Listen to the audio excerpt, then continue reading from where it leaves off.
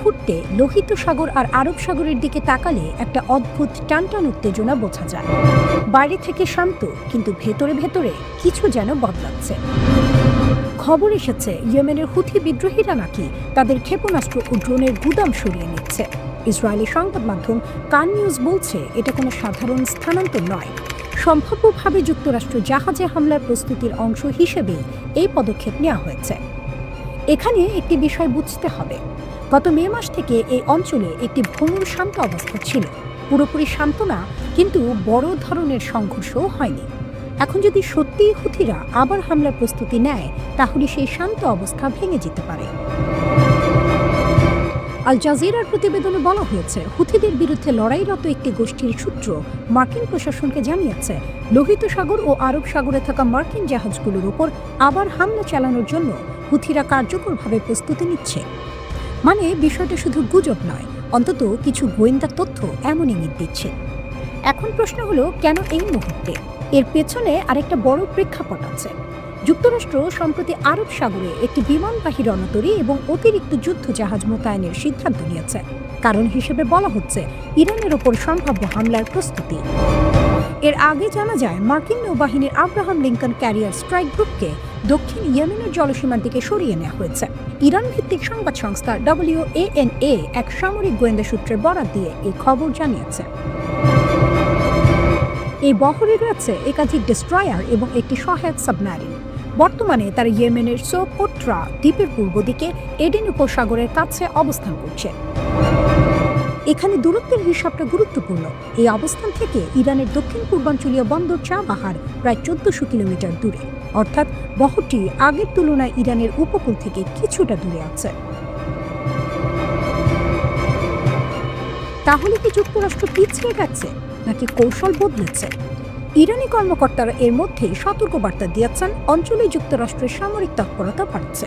আর ঠিক সেই সময়েই যুদ্ধজাহাজের অবস্থান পরিবর্তনের খবর সামনে আসে। কিন্তু এখানে আরেকটি গুরুত্বপূর্ণ বিষয় আছে। পুরো ব্যাপারটা নিয়ে মার্কিন কর্তৃপক্ষ আনুষ্ঠানিকভাবে কিছু বলেনি, বিস্তারিত তথ্যও প্রকাশ করা হয়নি। ফলে নিশ্চিতভাবে বলা কঠিন এটা সরাসরি ইরানকে লক্ষ্য করে পদক্ষেপ, নাকি আঞ্চলিক নিরাপত্তার সাধারণ প্রস্তুতি। অন্যদিকে হুথিরা এর আগে একাধিকবার লোহিত সাগরে জাহাজে হামলা চালিয়েছে। তারা বলেছে গাজা যুদ্ধের প্রেক্ষাপটে তারা ইসরায়েল সম্পর্কিত বা পশ্চিমা স্বার্থ জড়িত জাহাজগুলোকে লক্ষ্য করছে। এতে আন্তর্জাতিক বাণিজ্য রুট বড় চাপের মুখে পড়ে। অনেক শিপিং কোম্পানি বিকল্প পথ নিতে বাধ্য হয়। লোহিত সাগর ও বাব আল মানদেব প্রণালী বিশ্ব বাণিজ্যের জন্য অত্যন্ত গুরুত্বপূর্ণ। এখানে যদি আবার বড় মাত্রার হামলা শুরু হয়, তার প্রভাব শুধু মধ্যপ্রাচ্যে সীমাবদ্ধ থাকবে না। ইউরোপ, এশিয়া সব জায়গায় সরবরাহ শৃঙ্খল ও জ্বালানি বাজারে প্রভাব পড়তে পারে। সব মিলিয়ে এখনো পরিস্থিতি খুব স্পর্শকাতর। একদিকে যুক্তরাষ্ট্র সামরিক উপস্থিতি জোরদার করছে, অন্যদিকে হুথিদের সম্ভাব্য হামলার প্রস্তুতির খবর আসছে। এর পেছনে ইরান যুক্তরাষ্ট্র উত্তেজনার ছায়াও আছে, কিন্তু বাস্তবতা হলো এখনো কোনো আনুষ্ঠানিক নিশ্চিত ঘোষণা নেই। অনেক তথ্যই বিভিন্ন সূত্রের উপর নির্ভর করছে। এই অবস্থায় সবচেয়ে বড় প্রশ্নটা হলো, এটা কি কেবল শক্তির প্রদর্শন, নাকি সত্যি নতুন করে সংঘর্ষের কাউন্টডাউন শুরু হয়ে গেছে?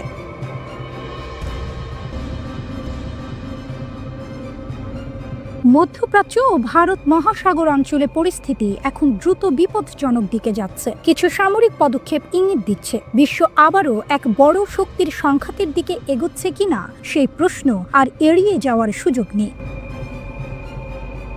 ইরান ঘোষণা দিয়েছে তারা রাশিয়া ও চীনের সঙ্গে যৌথভাবে বড় আকারের নৌ মহড়া চালাবে। এই মহড়া অনুষ্ঠিত হবে উত্তর ভারত মহাসাগরে ফেব্রুয়ারির শেষ দিকে। খবরটি প্রথম প্রকাশ করে ইরানের রাষ্ট্রীয় সংবাদ মাধ্যম প্রেস টিভি। এই ঘোষণা এমন এক সময় এলো যখন যুক্তরাষ্ট্র ও ইরানের মধ্যে উত্তেজনা চরমে। দুপক্ষই একে অপরের দিকে স্পষ্ট সামরিক বার্তা পাঠাচ্ছে। এর ঠিক আগে ইরান জানায় তারা হরমুজ প্রণালীতে 2 দিনের লাইভ ফায়ার ড্রিল চালাবে, অর্থাৎ বাস্তব গোলাবারুদ ব্যবহার করে সামরিক মহড়া। এই মহড়া শুরু হচ্ছে 1 ফেব্রুয়ারি থেকে। হরমুজ প্রণালী কেন এত গুরুত্বপূর্ণ? কারণ এই সংকীর্ণ জলপথ দিয়েই প্রতিদিন বিশ্বের প্রায় 20% তেল পরিবহন হয়। মধ্যপ্রাচ্যের তেল রপ্তানির জন্য এটি সবচেয়ে গুরুত্বপূর্ণ রুট। এখানে যদি সামান্য সংঘর্ষ হয় তাহলে তার প্রভাব সরাসরি পড়বে বিশ্ব জ্বালানি বাজারে। তেলের দাম হঠাৎ বেড়ে যেতে পারে। বিশেষ করে পূর্ব ও দক্ষিণ পূর্ব এশিয়ার দেশগুলো সবচেয়ে বেশি ক্ষতিগ্রস্ত হবে বলে সতর্ক করছেন বিশ্লেষকরা। এই উত্তেজনার পেছনে যুক্তরাষ্ট্রের ভূমিকা বড়। সম্প্রতি মার্কিন নৌবাহিনীর শক্তিশালী যুদ্ধজাহাজ USS Abraham Lincoln career strike group ইরানের কাছাকাছি মোতায়েন করা হয়েছে। এটি স্পষ্টভাবে একটি শক্তি প্রদর্শন।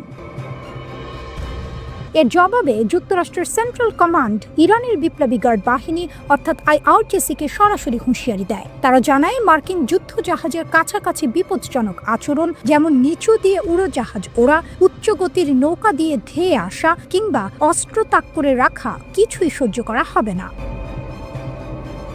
অন্যদিকে ইরান বলছে রাশিয়া ও চীনের সঙ্গে এই যৌথ মহড়ার উদ্দেশ্য আক্রমণ নয়। তাদের দাবি এটি মূলত সমুদ্র নিরাপত্তা জোরদার করা এবং 3 দেশের নৌবাহিনীর মধ্যে সমন্বয় বাড়ানোর জন্য। এই 3 দেশের যৌথ নৌ মহড়ার নাম ম্যারিটাইম সিকিউরিটি বেল্ট। এটি প্রথম শুরু হয় 2019 সালে। এরপর বিভিন্ন এলাকায় মোট 7 বার এই মহড়া হয়েছে। আগের মহড়াগুলোতে অনুসন্ধান ও উদ্ধার অভিযান, যৌথ টহল এবং সমন্বিত কৌশলগত অনুশীলন করা হয়েছে।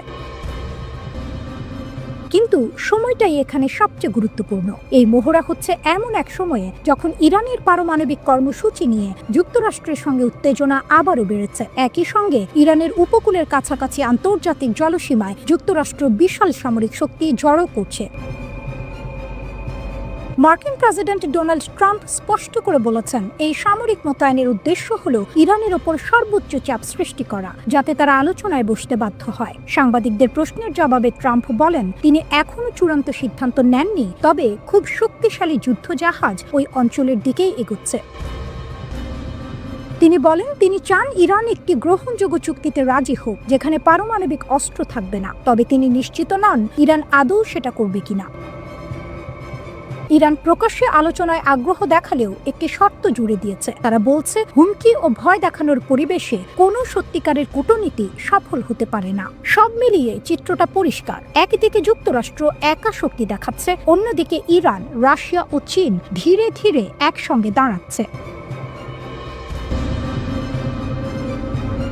হরমুজ প্রণালী থেকে যুদ্ধের কিনারা, ইরান যুক্তরাষ্ট্র সংকট কোথায় গিয়ে দাঁড়িয়েছে? সংকেতটা কোথা থেকে আসছে?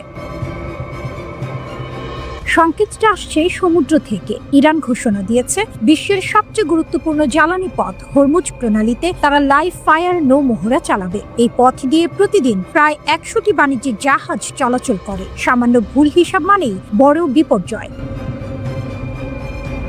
এ কারণে যুক্তরাষ্ট্রের সেন্ট্রাল কমান্ড প্রকাশ্যে সতর্ক করেছে ইরানকে। বার্তা পরিষ্কার, ঝুঁকিপূর্ণ বা উস্কানিমূলক আচরণ করা যাবে না। যুক্তরাষ্ট্র কি নিয়ে সতর্ক করছে? সেন্টকম বলছে তারা অনিরাপদ সামরিক আচরণ সহ্য করবে না, যেমন মার্কিন যুদ্ধজাহাজের দিকে দ্রুতগতির নৌকা ছুটে যাওয়া, নিচু দিয়ে অস্ত্র সহ উড়োজাহাজ ওড়া, মার্কিন বাহিনীর দিকে অস্ত্র তাক করা। একই সময়ে ট্রাম্প কি বলছেন? এই সতর্কতার মাঝেই প্রেসিডেন্ট ডোনাল্ড ট্রাম্প নিশ্চিত করেছেন যুক্তরাষ্ট্র আরো বড় নৌবহর ইরানের দিকে পাঠাচ্ছে। ট্রাম্পের ভাষায় এই বহরটি নাকি ভেনেজুয়েলার কাছে পাঠানো বহরের চেয়েও বড়। তিনি বলেন, আমাদের খুব শক্তিশালী নৌবহর আছে, আমরা আশা করি একটা চুক্তি হবে, না হলে কি হবে দেখা যাবে। তিনি আরো জানান, ইরানকে একটি সময়সীমা দেওয়া হয়েছে। ইরান সেটা জানে বলেও তিনি দাবি করেন, কিন্তু ভেতরে ভেতরে কি হচ্ছে এখানেই বিষয়টা আরো গুরুতর। একজন পশ্চিমা সূত্র, যিনি যুক্তরাষ্ট্র ইসরায়েল সমন্বয়ের সঙ্গে পরিচিত, ইরান ইন্টারন্যাশনালকে বলেছেন, সিদ্ধান্ত নেওয়ার স্তরে আর হামলা হবে কিনা প্রশ্নটা নেই, এখন শুধু প্রশ্ন কবে হবে। সূত্রের দাবি, আলোচনায় থাকা পরিকল্পনা হবে নজিরবিহীন। ইসরায়েলের অবস্থান কি? একই সূত্র বলছে, ইসরায়েল এখন পূর্ণ সতর্কতায় একটি দৃশ্যপট নিয়ে আলোচনা হচ্ছে। যদি ইরান একটি মাত্র ক্ষেপণাস্ত্র ছোড়ে, সেটাকেই অজুহাত বানিয়ে অনেক বড় ও ধ্বংসাত্মক হামলা চালানো হতে পারে। সরাসরি ইসরায়েল জড়িয়ে পড়লে অতীতের সব সংঘাতকে তখন ছোট মনে হবে এমন সতর্কতাও দেওয়া হয়েছে। প্রকাশ্যে যুক্তরাষ্ট্র কি বলছে? প্রকাশ্যে ওয়াশিংটনের অবস্থান এখনো নিয়ন্ত্রিত। সেন্টকম বলছে তারা পেশাদারিত্ব বজায় রাখবে, নৌপথের স্বাধীনতা রক্ষা করবে, মধ্যপ্রাচ্যে মার্কিন সেনা, জাহাজ ও বিমান সুরক্ষিত রাখবে। কিন্তু বাস্তবতা হলো যুদ্ধজাহাজ এগোচ্ছে, লাইভ ফায়ার মহড়া শুরু হচ্ছে, ডেডলাইন জানানো হচ্ছে না। ইরানের জবাব কি? ইরানও পিছু হটছে না। তেহরান স্পষ্ট বার্তা দিচ্ছে তারা পারমাণবিক কর্মসূচি ছাড়বে না, ব্যালিস্টিক ক্ষেপণাস্ত্র কর্মসূচি ছাড়বে না, চাপ যতই বাড়ুক তাদের লিভারেজ ছেড়ে দেবে না। আল মনিটরকে এক জ্যেষ্ঠ ইরানি কর্মকর্তা বলেছেন, ইরান নিজ ভূখণ্ডে ইউরেনিয়াম সমৃদ্ধকরণ বন্ধ করবে না, ক্ষেপণাস্ত্র কর্মসূচি নিয়েও আলোচনা হবে না, কারণ এগুলো তাদের জাতীয় নিরাপত্তার জন্য অপরিহার্য। যুক্তরাষ্ট্রের শর্ত কি? ওয়াশিংটনের অবস্থান কঠোর। ইউরেনিয়াম সমৃদ্ধকরণ বন্ধ করতে হবে, ক্ষেপণাস্ত্র কর্মসূচি সীমিত করতে হবে। এই শর্তগুলো অআলোচনাযোগ্য।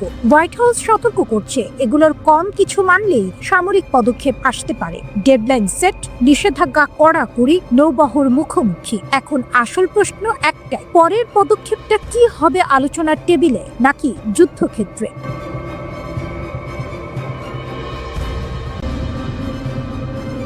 মধ্যপ্রাচ্যে কি সত্যি সর্বাত্মক যুদ্ধের কাউন্টডাউন শুরু হয়ে গেছে? ইরান কি একসঙ্গে 500 ব্যালিস্টিক মিসাইল ছুড়ে দিতে প্রস্তুত? আর এই উত্তেজনার মাঝেই কি ইরানের সর্বোচ্চ ধর্মীয় নেতা আয়াতুল্লাহ আলী খামেনি বাংকারে আশ্রয় নিয়েছেন? যুদ্ধের গুঞ্জন কেন এত জোরালো? সাম্প্রতিক সময়ে একের পর এক রিপোর্টে দাবি করা হচ্ছে ইরান মধ্যপ্রাচ্যে থাকা মার্কিন ঘাঁটিগুলোর ওপর একসঙ্গে প্রায় 500 ব্যালিস্টিক মিসাইল ছোড়ার প্রস্তুতি নিচ্ছে।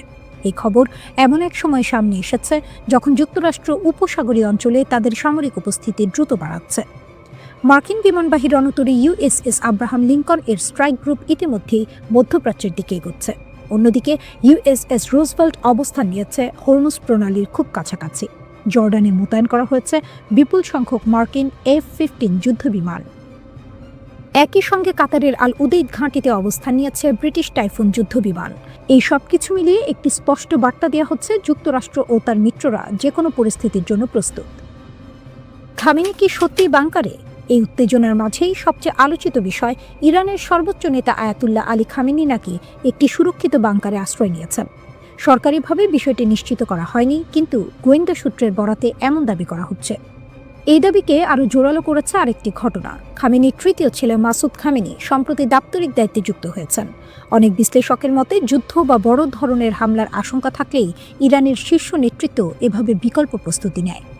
তবে এখানেই একটি বিষয় পরিষ্কার করা দরকার, এগুলো এখনও অনুমান ও গোয়েন্দা তথ্যভিত্তিক দাবি, নিশ্চিত প্রমাণ নয়। চীন ইরান সম্পর্ক কেন আলোচনায়? এই সংকটের আরেকটি গুরুত্বপূর্ণ দিক হল চীনের ভূমিকা। ব্রিটিশ দৈনিক টেলিগ্রাফের এক প্রতিবেদনে বলা হয়েছে, চীন থেকে ইরানে পাঠানো হয়েছে প্রায় 2000 টন সোডিয়াম পারক্লোরেট। এই রাসায়নিক পদার্থটি ব্যবহার করা হয় সলিড প্রোপাল্যান্ট তৈরিতে, যা মধ্যম পাল্লার ব্যালিস্টিক মিসাইলের জ্বালানি হিসেবে অত্যন্ত গুরুত্বপূর্ণ। গোয়েন্দা বিশ্লেষকদের দাবি, এই পরিমাণ রাসায়নিক দিয়ে একসঙ্গে প্রায় 500টি ব্যালিস্টিক মিসাইল চালানো সম্ভব। চীন অবশ্য সরাসরি কোনো সামরিক সহায়তার কথা স্বীকার করেনি। তবে বাস্তবতা হলো, চীন ও ইরানের কৌশলগত সম্পর্ক বহুদিনের, বিশেষ করে যুক্তরাষ্ট্রের চাপ মোকাবিলায়। ইরানের সামরিক সক্ষমতা কতটা? 2025 সালের সংঘর্ষে ইরানের অনেক মধ্যম পাল্লার মিসাইল ব্যবস্থা ক্ষতিগ্রস্ত হয়েছিল, কিন্তু সেটাই পুরো চিত্র নয়। বিশ্লেষকদের মতে ইরানের হাতে এখনও বিপুল সংখ্যক স্বল্প পাল্লার ব্যালিস্টিক মিসাইল রয়েছে। এই মিসাইলগুলো দিয়েই মধ্যপ্রাচ্যে থাকা মার্কিন ঘাঁটি, উপসাগরীয় দেশগুলোর অবকাঠামো এবং নৌবহরকে লক্ষ্যবস্তু করা সম্ভব। ইরানি কর্মকর্তারা আগেই হুঁশিয়ারি দিয়েছেন, যুক্তরাষ্ট্র যদি ইরানে সরাসরি হামলা চালায় তাহলে তার প্রভাব শুধু ইরানে সীমাবদ্ধ থাকবে না, পুরো মধ্যপ্রাচ্য অস্থির হয়ে উঠবে।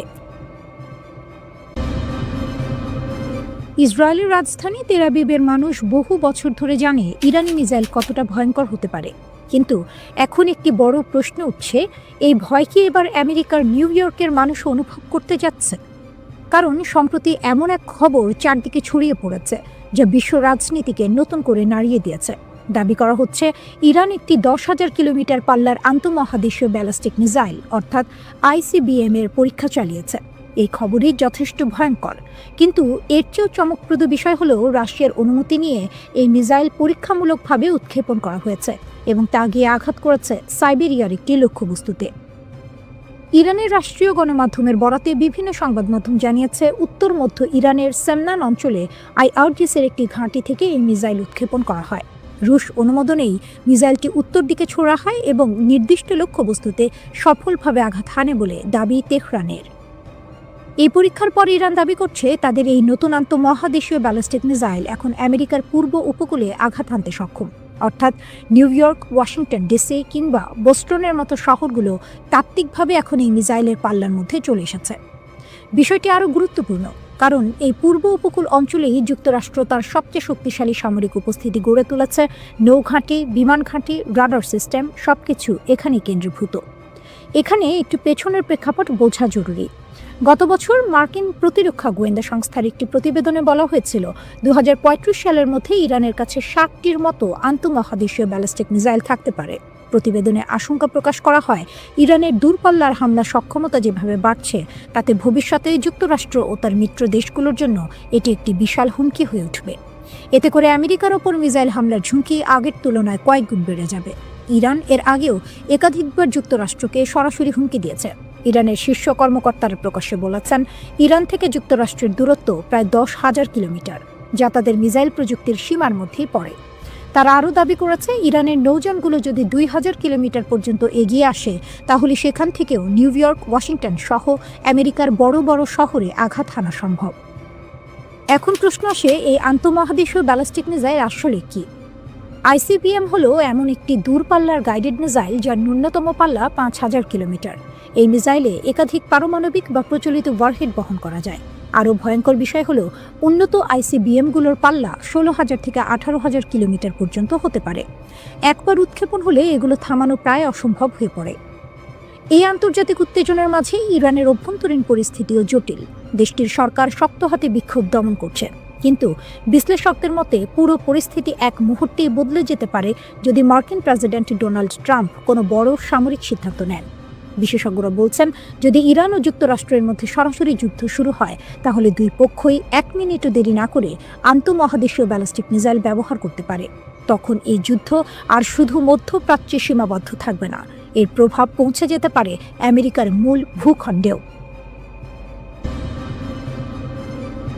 আগামী 1 দশকে বিশ্বের নিরাপত্তা মানচিত্রে বড় পরিবর্তন আসতে পারে, এমনই এক সতর্ক সংকেত দিয়েছে যুক্তরাষ্ট্রের প্রতিরক্ষা গোয়েন্দা সংস্থা ডিফেন্স ইন্টেলিজেন্স এজেন্সি। তাদের এক প্রতিবেদনে বলা হয়েছে, ইরান চাইলে আগামী কয়েক বছরের মধ্যেই আন্তঃমহাদেশীয় ব্যালিস্টিক ক্ষেপণাস্ত্র অর্থাৎ আইসিবিএম সক্ষমতা অর্জন করতে পারে।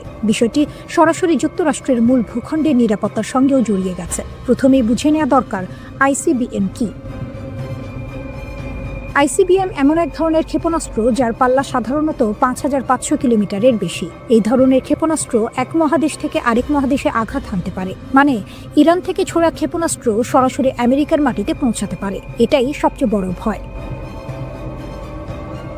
ডিআই এর প্রতিবেদনে বলা হয়েছে, 2035 সালের মধ্যে ইরান সর্বোচ্চ 7টি আইসিবিএম মোতায়েন করতে পারে। এই তথ্য সামনে আনা হয়েছে মূলত ডোনাল্ড ট্রাম্প প্রশাসনের প্রস্তাবিত গোল্ডেন ডোম ক্ষেপণাস্ত্র প্রতিরক্ষা কর্মসূচির প্রয়োজনীয়তা বোঝাতে। ডিআই এর প্রতিবেদনে একটি বিষয় খুব পরিষ্কার করে বলা হয়েছে, এই মুহূর্তে ইরানের হাতে কোনো কার্যকর আইসিবিএম নেই। কিন্তু সমস্যাটা এখানেই শেষ নয়। গোয়েন্দা সংস্থাটি বলছে, ইরানের হাতে যে প্রযুক্তিগত জ্ঞান আছে, যে অবকাঠামো আগে থেকেই তৈরি, তার উপর ভিত্তি করে তারা চাইলে খুব দ্রুত আইসিবিএম তৈরি করতে পারে। এখন এখানে আসে উত্তর কোরিয়ার প্রসঙ্গ।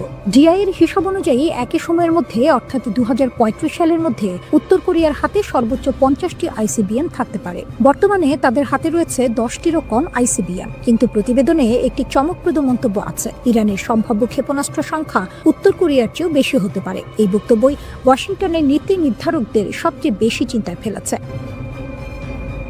ডিআইএ সতর্ক করে বলছে, আগামী দশকে যুক্তরাষ্ট্রের মূল ভূখণ্ডের প্রতি ক্ষেপণাস্ত্র হুমকি শুধু বাড়বে না, তা হবে আরও বড় আকারের, দ্রুতগতির এবং প্রযুক্তিগতভাবে জটিল। উত্তর কোরিয়ার ক্ষেত্রে ডিআইএ জানাচ্ছে, তারা ইতোমধ্যে এমন ব্যালিস্টিক ক্ষেপণাস্ত্রের সফল পরীক্ষা চালিয়েছে যেগুলোর পাল্লা যুক্তরাষ্ট্রের পুরো ভূখণ্ডে আঘাত করার জন্য যথেষ্ট। আর ইরানের ক্ষেত্রে পরিস্থিতি আরও কৌশলী। ডিআইএর মতে, ইরানের যে মহাকাশ উৎক্ষেপণ যান আছে, যেগুলো স্যাটেলাইট পাঠাতে ব্যবহৃত হয়, সেই একই প্রযুক্তি সামান্য পরিবর্তন করলেই সামরিক আইসিবিএম তৈরিতে ব্যবহার করা সম্ভব। মানে বাইরে থেকে যেটা শান্তিপূর্ণ মহাকাশ কর্মসূচি বলে মনে হচ্ছে, ভেতরে ভেতরে সেটাই হয়ে উঠতে পারে দীর্ঘপাল্লার ক্ষেপণাস্ত্র তৈরির ভিত্তি। এই প্রতিবেদনটি প্রকাশিত হয়েছিল গত মে মাসে, অর্থাৎ যুক্তরাষ্ট্র ও ইসরায়েলের ইরানের পারমাণবিক স্থাপনায় সাম্প্রতিক হামলার আগেই এই সতর্কতা দেওয়া হয়েছিল। গোয়েন্দা রিপোর্ট অনুযায়ী ইরান নিজেই দাবি করে তাদের কাছে রয়েছে মধ্যপ্রাচ্যের সবচেয়ে বড় ও সবচেয়ে বৈচিত্র্যময় ক্ষেপণাস্ত্র ভাণ্ডার।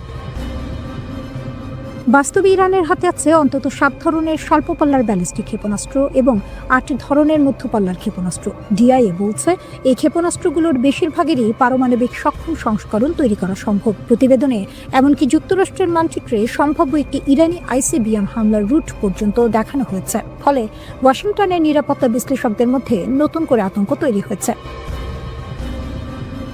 Foundation for defence of democracies এর ইরান বিশেষজ্ঞ বেহনাম বেন তালেবেলু বলেন, ইরানের ক্ষেপণাস্ত্র কর্মসূচি শুধু সংখ্যায় নয়, গুণগত মানেও দ্রুত উন্নত হচ্ছে। তার মতে ক্ষেপণাস্ত্রের নির্ভুলতা, পাল্লা, চলন ক্ষমতা, ওয়ারহেডের নকশা এবং সবচেয়ে গুরুত্বপূর্ণ ভূগর্ভস্থ ক্ষেপণাস্ত্র ঘাঁটি তৈরি ইরানকে আরও মারাত্মক দীর্ঘপাল্লার হামলার সক্ষমতা দিচ্ছে। মধ্যপ্রাচ্যে এখন যে পরিস্থিতি তৈরি হয়েছে তা অনেকটা বারুদের স্তূপের উপর দাঁড়িয়ে আগুন জ্বালানোর মতো। যে কোনো মুহূর্তে বিস্ফোরণ ঘটতে পারে। প্রশ্ন হলো, কে হবে প্রথম শিকার? ইরানের সর্বোচ্চ নেতা আয়াতুল্লাহ আলী খামেনি নাকি ইসরায়েলের প্রধানমন্ত্রী বেনিয়ামিন নেতানিয়াহু? সাম্প্রতিক ঘটনা প্রবাহ বলছে, যুক্তরাষ্ট্র যদি ইরানে সামরিক হামলা চালায় তাহলে তার প্রথম প্রতিক্রিয়া পড়তে পারে ইসরায়েলের উপর। আর সেই আশঙ্কাই এখন সবচেয়ে বেশি ঘুরপাক খাচ্ছে তেল আবিবে। ইসরায়েলি প্রভাবশালী সংবাদ মাধ্যম হারেজ জানাচ্ছে, ইসরায়েলের শীর্ষ রাজনৈতিক ও সামরিক কর্মকর্তারা অস্বাভাবিকভাবে সতর্ক হয়ে উঠেছেন, কারণ তাদের আশঙ্কা মার্কিন প্রেসিডেন্ট ডোনাল্ড ট্রাম্প যে কোনো সময় ইরানের উপর হামলার অনুমোদন দিতে পারেন। এমন একটি সিদ্ধান্ত পুরো মধ্যপ্রাচ্যকে একযোগে যুদ্ধে ঠেলে দিতে পারে। তবে এখানেই একটি গুরুত্বপূর্ণ বিষয় আছে। হারেজ বলছে, এখনো পর্যন্ত ওয়াশিংটন থেকে এমন কোনো স্পষ্ট সংকেত আসেনি যে হামলার সিদ্ধান্ত চূড়ান্ত। কিন্তু ট্রাম্পের সমস্যা হলো তিনি অত্যন্ত অনিশ্চিত। কখন কি সিদ্ধান্ত নেবেন সেটি তার ঘনিষ্ঠ সহযোগীরাও অনেক সময় জানেন না। আর এই অনিশ্চয়তাই ইসরায়েলকে সবচেয়ে বেশি ভয় পাইয়ে দিচ্ছে। এই কারণেই ইসরায়েল এখন ঘরোয়া প্রতিরক্ষা বা হোম ফ্রন্ট এবং সেনাবাহিনী দুই দিক থেকে সর্বোচ্চ প্রস্তুতি নিচ্ছে। ক্ষেপণাস্ত্র হামলা, ড্রোন আক্রমণ, সাইবার যুদ্ধ, সব ধরনের পরিস্থিতির জন্য পরিকল্পনা করা হচ্ছে। তবে ইসরায়েলি সেনাবাহিনীর ভেতরেই সবাই একমত নয় যে যুক্তরাষ্ট্র ইরানে হামলা চালালে ইরান প্রথমে ইসরায়েলকে টার্গেট করবে। বিশ্লেষকদের মতে, যদি হামলাটি সীমিত ও স্বল্পমেয়াদী হয় তাহলে ইরান সরাসরি ইসরায়েলকে আঘাত নাও করতে পারে। কিন্তু যদি যুদ্ধ দীর্ঘ হয় বা খামেনির নেতৃত্ব সরাসরি হুমকির মুখে পড়ে তাহলে ইসরায়েল বড় লক্ষ্যবস্তু হয়ে উঠবে। নতুন করে আতঙ্ক ছড়িয়েছে ইরানের 10,000 কিলোমিটার পাল্লার ক্ষেপণাস্ত্র নিয়ে। ইরানি গণমাধ্যম দাবি করেছে তারা এমন একটি ব্যালিস্টিক ক্ষেপণাস্ত্র সফলভাবে পরীক্ষা করেছে। যদি এই দাবি সত্য হয় তাহলে শুধু ইসরায়েল নয়, যুক্তরাষ্ট্রের মূল ভূখণ্ডও ইরানের পাল্লার মধ্যে চলে আসবে। যদিও এই তথ্য এখনো স্বাধীনভাবে যাচাই হয়নি, তবুও এর কৌশলগত প্রভাব বিশাল। এর মধ্যেই ইরান আরও ভয়ঙ্কর একটি বার্তা দিয়েছে। ইরানের শীর্ষ সামরিক মুখপাত্র জেনারেল আবুল ফজল শেকারচি স্পষ্ট ভাষায় বলেছেন, যদি আয়াতুল্লাহ খামেনির ওপর হামলার চেষ্টা করা হয় তাহলে যুক্তরাষ্ট্র ও তার মিত্রদের জন্য ভয়াবহ পরিণতি অপেক্ষা করছে। তার ভাষায়, আমাদের নেতার দিকে যদি আক্রমণের হাত বাড়ানো হয়, আমরা শুধু সেই হাত কেটে ফেলব না, বরং পুরো অঞ্চলকে আগুনে পুড়িয়ে দেব। কোনো নিরাপদ আশ্রয় থাকবে না। এই বক্তব্য আসে এমন এক সময় যখন মার্কিন গণমাধ্যমে গুঞ্জন চলছে যুক্তরাষ্ট্র নাকি খামেনিকে সরানোর সম্ভাব্য পরিকল্পনা নিয়ে আলোচনা করছে। ট্রাম্প নিজেও পলিটিকোকে দেয়া সাক্ষাৎকারে বলেছেন, ইরানের নতুন নেতৃত্ব খোঁজার সময় এসেছে, যা অনেকেই সরাসরি শাসন পরিবর্তনের ইঙ্গিত হিসেবে দেখছেন। এই উত্তেজনার মধ্যে ট্রাম্প নিজেও এক অদ্ভুত নিরাপত্তা ঘটনার মুখোমুখি হন। 19 থেকে 20 জানুয়ারির রাতে সুইজারল্যান্ড যাওয়ার পথে তার বিমান হঠাৎ যান্ত্রিক ত্রুটির কারণে বদলাতে হয়। ঘটনাটি তার নিরাপত্তা টিমকে চমকে দেয়। সেদিনই তিনি ইরানকে হুঁশিয়ারি দিয়ে বলেছিলেন, যদি কোনো হত্যা চক্রান্ত হয় তাহলে পুরো দেশ গুঁড়িয়ে দেওয়া হবে।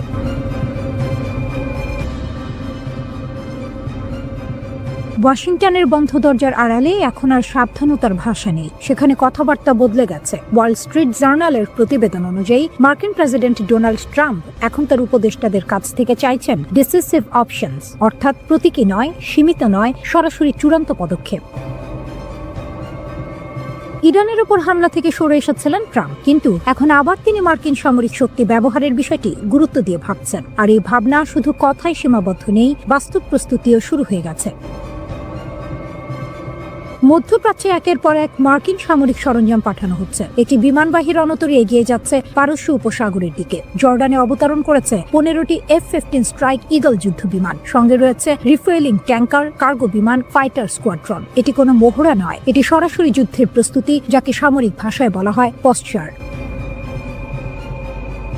মার্কিন কর্মকর্তাদের মতে ট্রাম্প অভ্যন্তরীণ আলোচনায় বারবার একটি শব্দ ব্যবহার করছেন, ডিসিসিভ। এই শব্দটাই পেন্টাগন এবং হোয়াইট হাউসকে নড়ে চড়ে বসতে বাধ্য করেছে। এমন সব পরিকল্পনা তৈরি করা হচ্ছে যেগুলো শুধু সীমিত হামলায় থেমে থাকবে না, বরং ইরানের শীর্ষ নেতৃত্বকেও লক্ষ্যবস্তু করতে পারে। এখনো চূড়ান্ত আদেশ দেওয়া হয়নি, কিন্তু সামরিক হামলার বিকল্প আর টেবিলের বাইরে নেই। সাংবাদিকরা যখন প্রশ্ন করেন ইরানের বিরুদ্ধে সামরিক বিকল্প কি এখনো খোলা আছে, ট্রাম্প কোনো স্পষ্ট উত্তর দেন না, শুধু বলেন দেখা যাক কি হয়। তবে একটি বিষয়ে তিনি একদম স্পষ্ট, যদি ইরান তার জীবন নেওয়ার চেষ্টা করে তাহলে প্রতিক্রিয়া হবে সম্পূর্ণ ধ্বংসাত্মক। ট্রাম্পের ভাষায় পুরো দেশ উড়িয়ে দেওয়া হবে। এই বক্তব্য শুধু হুমকি নয়, এটি একটি অ্যাবসলিউট রিটেলিয়েশন ডক্ট্রিন, অর্থাৎ কোনো সীমা থাকবে না। এই পরিস্থিতিতে পেন্টাগন আরও যুদ্ধ বিমান পাঠাচ্ছে। মধ্যপ্রাচ্যে এখন 3টি স্ট্রাইক ঈগল স্কোয়াড্রন অবস্থান করছে। এর পাশাপাশি রয়েছে F-16A-10 যুদ্ধ বিমান আর সবচেয়ে গুরুত্বপূর্ণ USS আব্রাহাম লিঙ্কন বিমানবাহী রণতরী। এই রণতরীর সঙ্গে রয়েছে F-35 stealth fighter, super Hornet এবং ইলেকট্রনিক ওয়ারফেয়ার জেট, যেগুলো শত্রুপক্ষের রাডার অন্ধ করে দিতে পারে। এই একই বাহিনী অতীতে ইরানের ড্রোন ভূপাতিত করেছে, পারমাণবিক স্থাপনায় হামলা চালিয়েছে। এবার তারা আবার ফিরে এসেছে। সবচেয়ে ভয়ঙ্কর ইঙ্গিত আসে ট্রাম্পের এক বক্তব্যে। তিনি বলেন ইরানের হয়তো নতুন নেতৃত্ব দরকার, সংস্কার নয়, সংলাপ নয়, রিপ্লেসমেন্ট। অন্যদিকে ইরানও পাল্টা হুঁশিয়ারি দিয়েছে। দেশটির সশস্ত্র বাহিনীর মুখপাত্র বলেছেন, যদি সর্বোচ্চ নেতা আয়াতুল্লাহ আলী খামেনির ওপর হামলা হয় তাহলে শত্রুর পৃথিবী জ্বালিয়ে দেওয়া হবে। খামেনি নিজেও ট্রাম্পকে অপরাধী বলে আখ্যা দিয়েছেন এবং অভিযোগ করেছেন যুক্তরাষ্ট্রই এই অস্থিরতা উস্কে দিয়েছে। সব মিলিয়ে পরিস্থিতি এখনো অত্যন্ত বিপজ্জনক। একদিকে কূটনীতি স্থবির, অন্যদিকে সামরিক প্রস্তুতি তুঙ্গে। ইতিহাস বলে যখন ওয়াশিংটন ডিসিসিভ অপশনস খোঁজে তখন প্রতিপক্ষকে প্রস্তুত থাকতে হয়।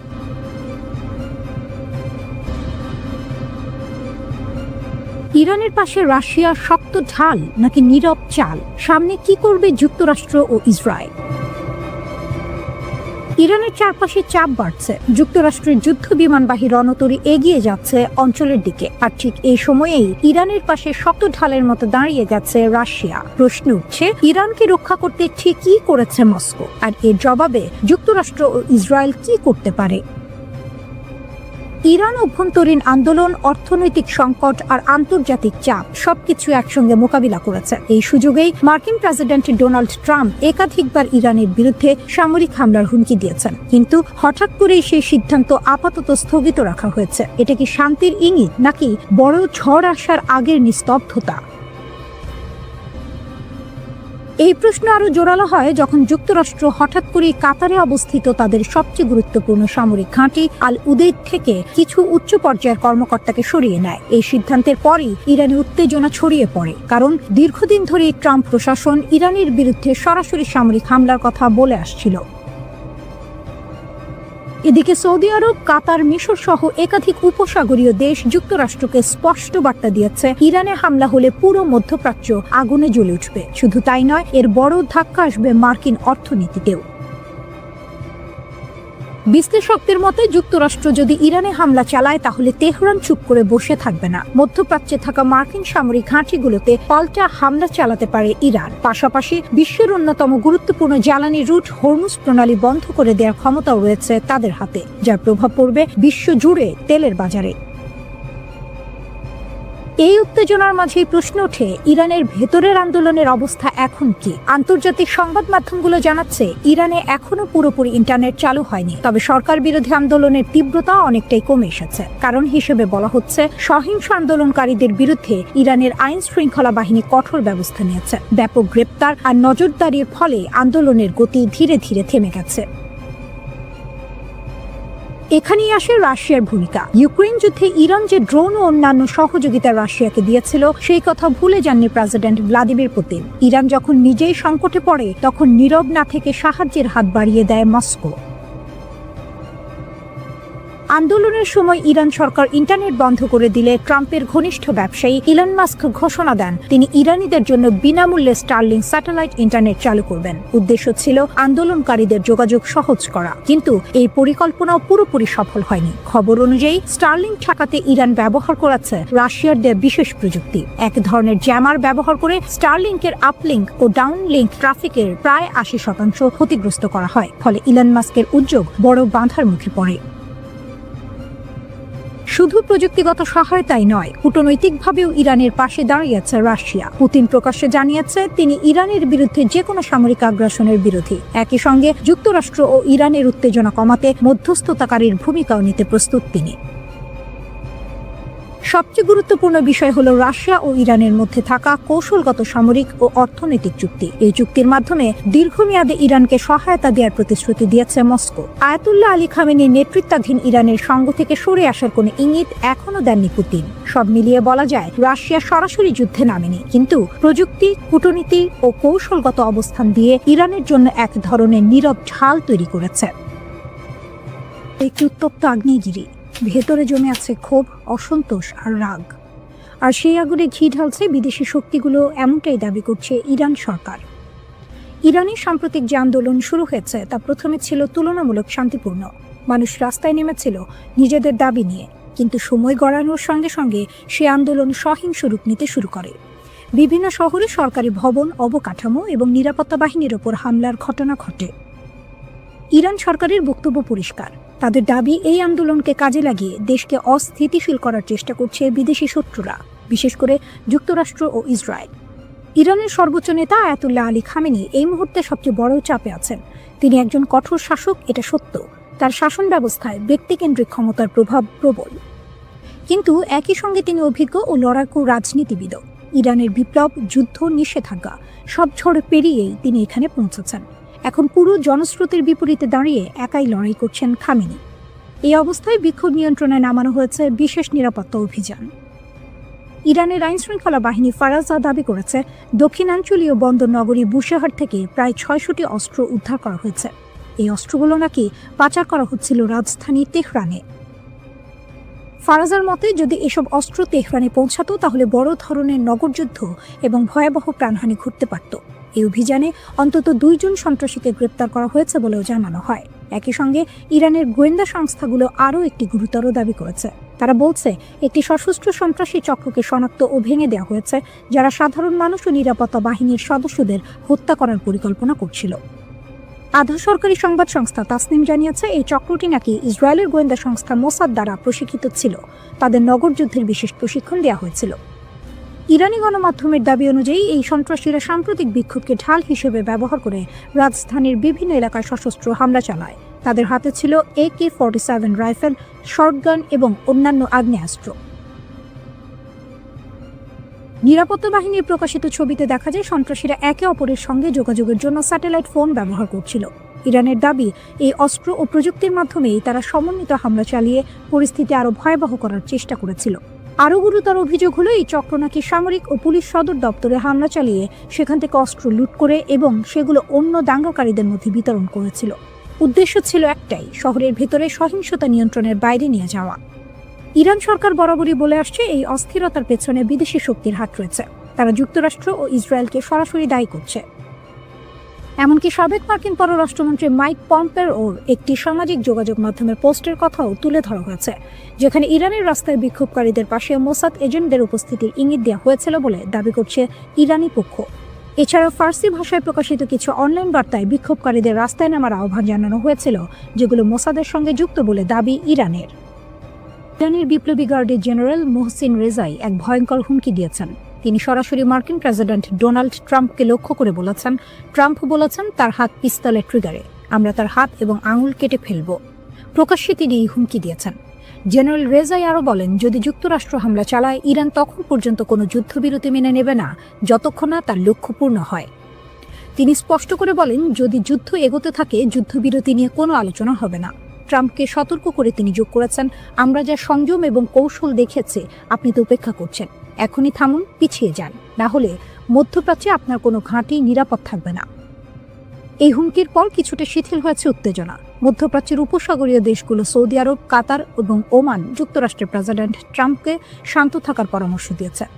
পাকিস্তানে নিযুক্ত ইরানের রাষ্ট্রদূত জানিয়েছেন, ট্রাম্প নিজে ইরানকে বলেছেন যে তার কোনো হামলার পরিকল্পনা নেই। তবে ইরান সরকার এই আশ্বাস পুরোপুরি বিশ্বাস করছে না, কারণ গত বছরের পারমাণবিক আলোচনা চলাকালীন যুক্তরাষ্ট্র ও ইসরায়েল ইরানে হামলা চালিয়েছিল। ইরান ইসরায়েলের নেতাদের মধ্যে যোগাযোগেও দেখা দিয়েছে নতুন পর্ব। রাশিয়ার প্রেসিডেন্ট ভ্লাদিমির পুতিন জানুয়ারিতে ইসরায়েলের প্রধানমন্ত্রী বেনিয়ামিন নেতানিয়াহু ও ইরানের প্রেসিডেন্ট মাসুদ পেজেশকিয়ানের সঙ্গে ফোনে কথা বলেছেন। ক্রেমলিন জানিয়েছে, পুতিন মধ্যপ্রাচ্যে সামরিক সংঘাতের আশঙ্কা দেখে উত্তেজনা কমানোর জন্য মধ্যস্থতার প্রস্তাব দিয়েছেন। ক্রেমলিনের মুখপাত্র দিমিত্রি পেসকভ বলেন, এই অঞ্চলের পরিস্থিতি অত্যন্ত সংকটাপন্ন। প্রেসিডেন্ট পুতিন উত্তেজনা হ্রাসে মধ্যস্থতার প্রচেষ্টা চালাচ্ছেন। ফোন কলে পুতিন ইরান এবং ইসরায়েলের মধ্যে কৌশলগত অংশীদারিত্ব আরও শক্তিশালী করার প্রতিশ্রুতি দিয়েছেন। অন্যদিকে ইরানের প্রেসিডেন্টের দপ্তর জানিয়েছে, পেজেশকিয়ান রাশিয়ার জন্য জাতিসংঘে ইরানের সমর্থনের প্রশংসা করেছেন। ইরান রাশিয়ার একজন কৌশলগত অংশীদার হিসেবে বিবেচিত, তাই যে কোনো সংঘাত যা ইরানের প্রো মস্কো নেতৃত্বকে হুমকির মুখে ফেলতে পারে তার বিষয়ে রাশিয়া সতর্ক। এই ফোন কল রাশিয়ার প্রথম প্রকাশ্য মন্তব্য ছিল, যা ইরানের সরকারের সঙ্গে মস্কোর সরাসরি সংযোগ প্রকাশ করে। রাশিয়া ইসরায়েলের সঙ্গে সুসম্পর্ক বজায় রাখার চেষ্টা করছে, যদিও 2023 সালের গাজার ঘটনায় ইসরায়েলের কর্মকাণ্ড নিয়ে রাশিয়ার সমালোচনা সম্পর্ককে কিছুটা জটিল করেছে। পুতিনের সঙ্গে নেতানিয়াহুর ফোন কলে ক্রেমলিন জানিয়েছে, মধ্যস্থতার প্রচেষ্টা চালিয়ে যাওয়ার জন্য রাশিয়া প্রস্তুত, তবে এখন পর্যন্ত কোনো নির্দিষ্ট পদক্ষেপের বিস্তারিত প্রকাশ করা হয়নি। এই পরিস্থিতিতে মধ্যপ্রাচ্যের পরিস্থিতি ঝুঁকিপূর্ণ। সৌদি আরব, কাতার ও ওমান যুক্তরাষ্ট্রের প্রেসিডেন্টকে বোঝানোর চেষ্টা করছে যে ইরানের ওপর হামলা এই অঞ্চলে মারাত্মক প্রভাব ফেলতে পারে। অন্যদিকে ইরান ট্রাম্পকে সতর্ক করে বলছে, যদি যুক্তরাষ্ট্র এগোতে চায় তাহলে কোনো ঘাঁটি নিরাপদ থাকবে না।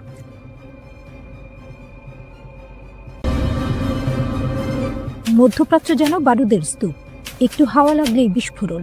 ঠিক সেই মুহূর্তে এক আঞ্চলিক শক্তি স্পষ্ট করে লাইন টেনে দিল। সেই দেশটি হল তুরস্ক।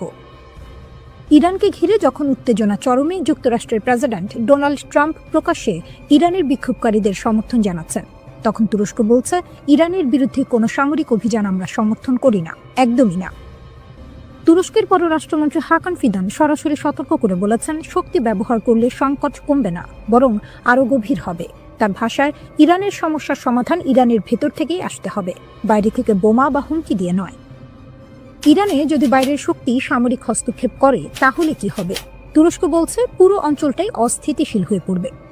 হাকান ফিদান পরিষ্কার করে বলেছেন, আমরা চাই সমস্যার সমাধান হোক সংলাপের মাধ্যমে। ইরানে ব্যাপক অস্থিরতা হলে সেটা এই অঞ্চলের সহ্য ক্ষমতার বাইরে চলে যাবে, তাই আমরা কূটনৈতিক চেষ্টা চালিয়ে যাব।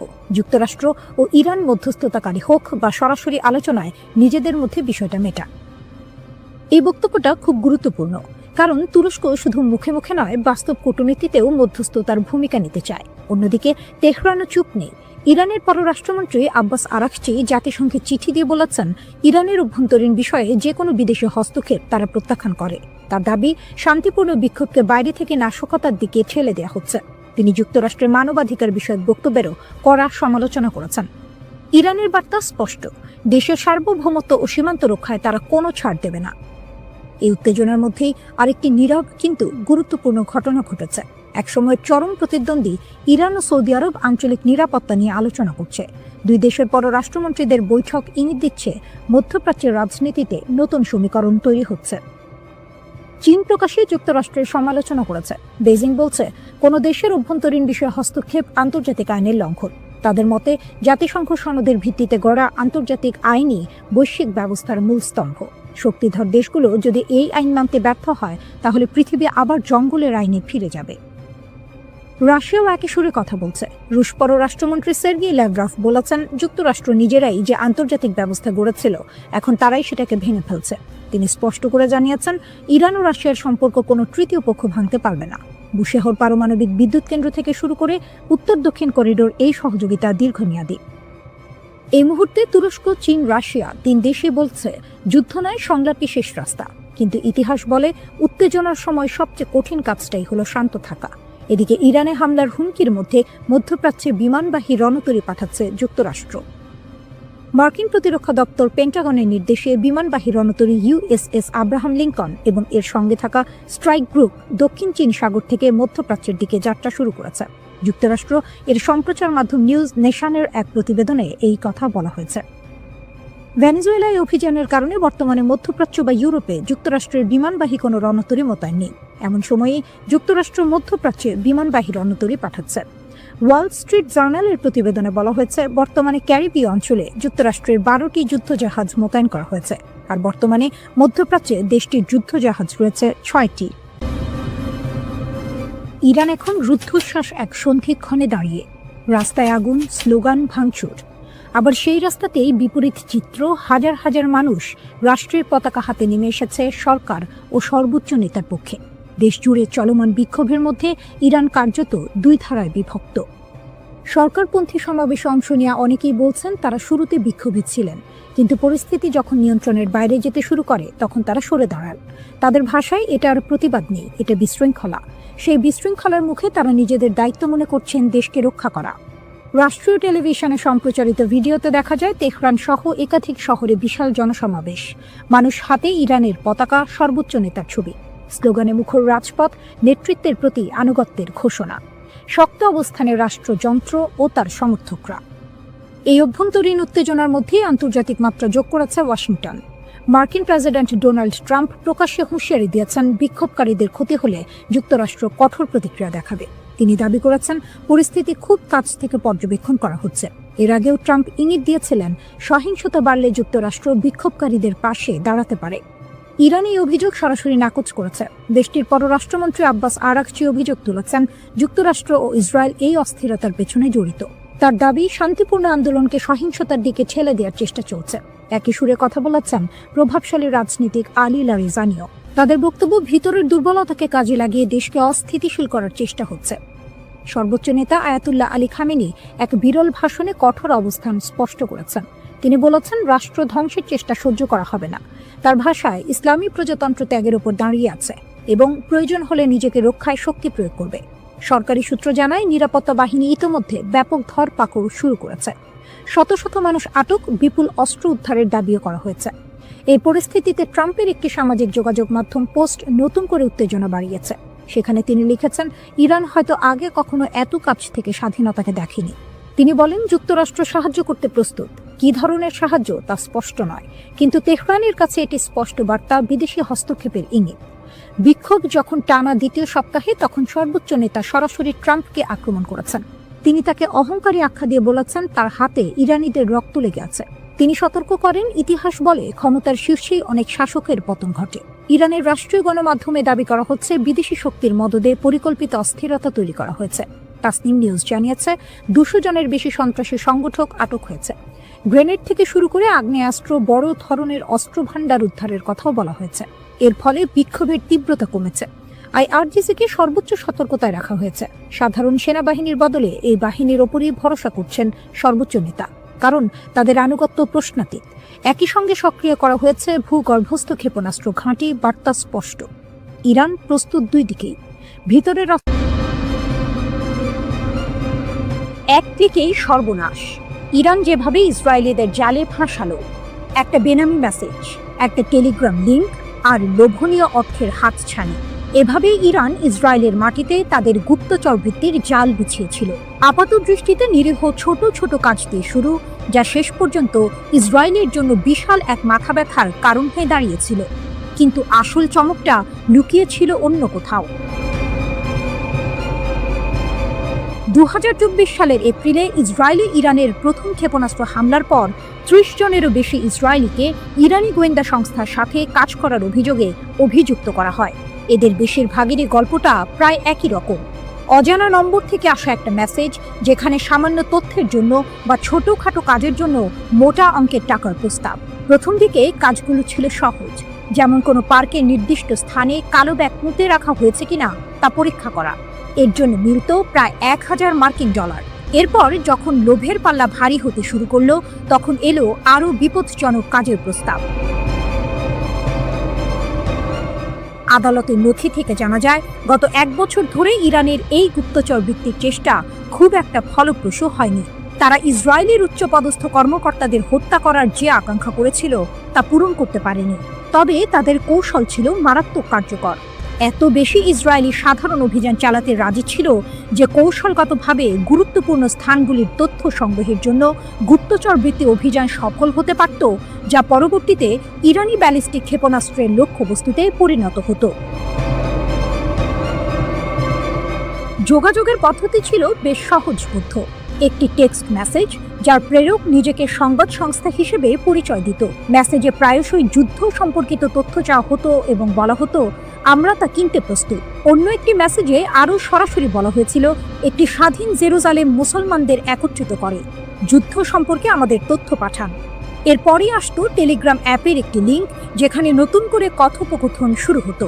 মজার বিষয় হলো, এই কথোপকথনে ইসরায়েলি নাম ব্যবহার করা হতো এবং সহজ কাজের বিনিময়ে অর্থের প্রস্তাব দেওয়া হতো।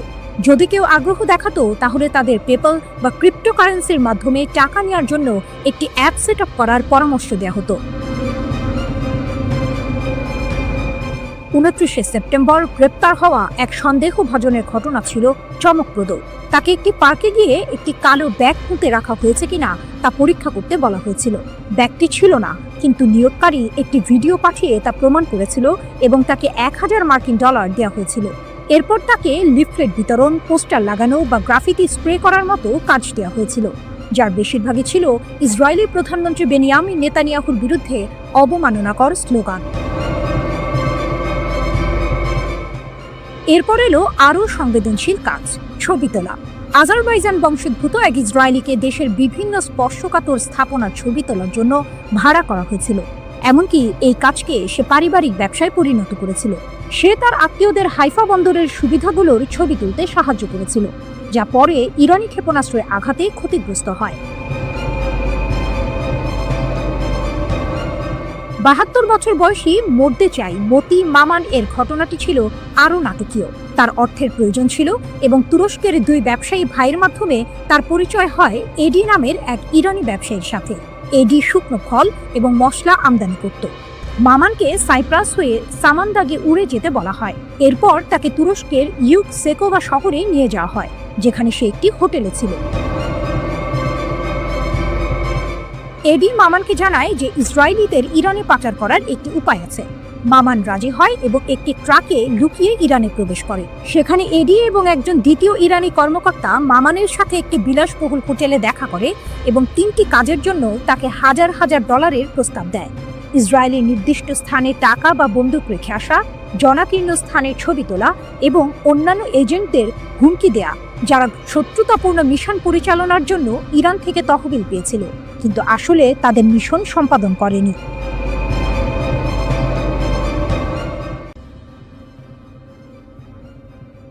ইসরায়েলের সামরিক ঘাঁটিতে ইরানের ভয়াবহ আঘাত, স্যাটেলাইট তথ্যে চাঞ্চল্যকর মোড়। দীর্ঘ 12 দিনের সংঘাত শেষে ইসরায়েল দাবি করেছিল ইরানের ছোড়া প্রায় 84% ক্ষেপণাস্ত্রই প্রতিহত করা হয়েছে, কিন্তু স্যাটেলাইট চিত্র যেন ভিন্ন গল্প বলছে। টেলিগ্রামের এক প্রতিবেদন অনুযায়ী ওরেগন স্টেট ইউনিভার্সিটির গবেষকদের বিশ্লেষণ করা স্যাটেলাইট চিত্র থেকে জানা গেছে, গত মাসে ইরান অন্তত 5টি ইসরায়েলি সামরিক স্থাপনায় সফলভাবে আঘাত হেনেছে। এর মধ্যে রয়েছে উত্তর, মধ্য ও দক্ষিণ ইসরায়েলের গুরুত্বপূর্ণ লক্ষ্যবস্তু, এমনকি একটি গোয়েন্দা তথ্য সংগ্রহ কেন্দ্র এবং একটি লজিস্টিক ঘাঁটিও। রাডার স্যাটেলাইট ডেটা, লুকানো সত্যের উন্মোচন। এক চাঞ্চল্যকর তথ্য উঠে এসেছে রাডার স্যাটেলাইট ডেটার ভিত্তিতে। এই ডেটা ক্ষেপণাস্ত্র হামলার সাথে সামঞ্জস্যপূর্ণ বিস্ফোরণের ক্ষয়ক্ষতি স্পষ্টভাবে চিহ্নিত করেছে। ইসরায়েলি সামরিক বাহিনী কঠোর সেন্সরশিপ আইনের কারণে এই হামলার তথ্য আগে প্রকাশ করেনি। এমনকি যোগাযোগ করা হলে ইসরায়েলি সেনাবাহিনী এই বিষয়ে কোনো মন্তব্য করতে অস্বীকৃতি জানিয়েছে। ইসরায়েলি সামরিক সেন্সরশিপ আইন সক্রিয় সংঘাতের সময় সংবেদনশীল নিরাপত্তা তথ্য প্রকাশে কঠোর বিধিনিষেধ আরোপ করে, যা এই গোপনীয়তার মূল কারণ। বিমান প্রতিরক্ষা ব্যবস্থার দুর্বলতা, কৌশলগত বিপর্যয়। টেলিগ্রাফের প্রতিবেদন আরও বলছে, সংঘাতের প্রথম ৮ দিনে ইরানের ক্রমবর্ধমান সংখ্যক ক্ষেপণাস্ত্র ইসরায়েলের বহুল আলোচিত বিমান প্রতিরক্ষা ব্যবস্থায় সফলভাবে প্রবেশ করেছে। বিশ্লেষকরা মনে করছেন, সীমিত ইন্টারসেপ্টর ক্ষেপণাস্ত্র সরবরাহ, ইরানের আরও উন্নত প্রযুক্তি অথবা আক্রমণ কৌশলের পরিবর্তনের কারণে এটি ঘটেছে। ইরান ইসরায়েলের বিমান প্রতিরক্ষা ব্যবস্থাকে পরাজিত করার জন্য এক অভিনব কৌশল ব্যবহার করেছে, সমন্বিত ড্রোন এবং ক্ষেপণাস্ত্র হামলা। এই কৌশল অনুযায়ী আত্মঘাতী ড্রোনগুলো প্রথমে নিক্ষেপ করা হয়, যা ইসরায়েলি প্রতিরক্ষা ব্যবস্থাকে ব্যস্ত ও বিভ্রান্ত করে তোলে। যখন প্রতিরক্ষা ব্যবস্থা ড্রোনগুলোকে প্রতিহত করতে ব্যস্ত থাকে, তখন মূল ক্ষেপণাস্ত্রগুলো সফলভাবে লক্ষ্যবস্তুতে আঘাত হানে। নাম প্রকাশ না করার শর্তে টেলিগ্রাফকে একজন জ্যেষ্ঠ ইরানি কর্মকর্তা বলেছেন, এই ড্রোন ব্যবহার ছিল ইসরায়েলি প্রতিরক্ষা ব্যবস্থাকে পরাস্ত করার একটি ইচ্ছাকৃত কৌশল। ড্রোন নিক্ষেপের মূল লক্ষ্য হল তাদের সিস্টেমগুলোকে ব্যস্ত রাখা, ওই কর্মকর্তা বলেন। সংঘাতের অপ্রত্যাশিত বাঁক, ইরানের প্রতিশোধ ও মার্কিন যুক্তরাষ্ট্রের হস্তক্ষেপ। 13ই জুন ইসরায়েলি সরকার ইরানের বিরুদ্ধে বেআইনি আগ্রাসন শুরু করে, যার ফলে অনেক জ্যেষ্ঠ কমান্ডার, পারমাণবিক বিজ্ঞানী এবং সাধারণ নাগরিক নিহত হন। এর প্রতিক্রিয়ায় ইরান 24 ঘন্টারও কম সময়ের মধ্যে ক্ষেপণাস্ত্র ও ড্রোন হামলা চালিয়ে প্রতিশোধ নেয়। এরপর ট্রু প্রমিস 3 এর অধীনে ধারাবাহিক প্রতিশোধমূলক অভিযান চালানো হয়। যুদ্ধ আরও তীব্র হয় যখন 22 জুন মার্কিন যুক্তরাষ্ট্র ইসরায়েলের পক্ষে যুদ্ধে প্রবেশ করে। মার্কিন বোমারু বিমান আন্তর্জাতিক আইন লঙ্ঘন করে 3টি ইরানি পারমাণবিক স্থাপনায় আঘাত হানে। এর জবাবে ইরান আত্মরক্ষার জন্য কাতারের আল উদেইদ বিমান ঘাঁটিতে ক্ষেপণাস্ত্র হামলা চালায়, যা পশ্চিম এশিয়ার বৃহত্তম মার্কিন সামরিক বিমান ঘাঁটি। অবশেষে যুদ্ধবিধ্বস্ত ইসরায়েলি সরকার 24 জুন একতরফাভাবে একটি যুদ্ধবিরতি চুক্তি মেনে নিতে বাধ্য হয়।